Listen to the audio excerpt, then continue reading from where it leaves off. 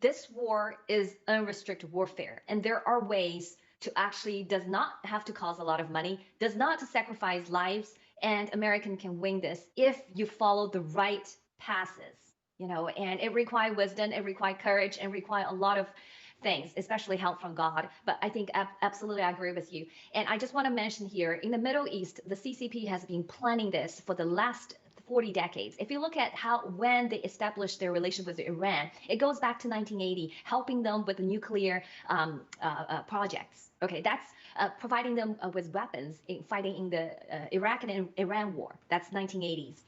So, but since then, the Chinese Communist Party has established a military base, which these are symbols for. So they already have a military base. They also have a bio labs that created in many of those Middle Eastern countries, including Iran and Saudi Arabia. And Saudi Arabia, according to my school, the lab is built right by the Red Sea.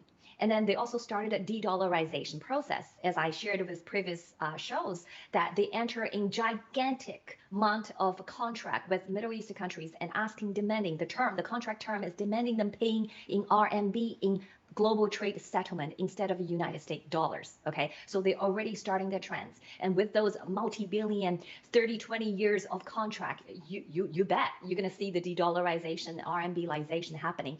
And also they also control the ports. Okay, I shared with the revelation of my school early this year, a conversation between him and the new president of Iran, Abraham Lacy, in early February. They have already make arrangement about controlling all the ports, and these are critical choke points for those oil to be exported to other regions. And I've put it on a map. Only Iran and Saudi Arabia actually can have alternative routes. They don't have to use the Strait of Hormuz, but every other country in Middle East, other than these two, they have to rely on the Strait of Hormuz, which is only 22 miles wide, a sea passway, and for the navigation of the oil transportation, only 2 miles each way width.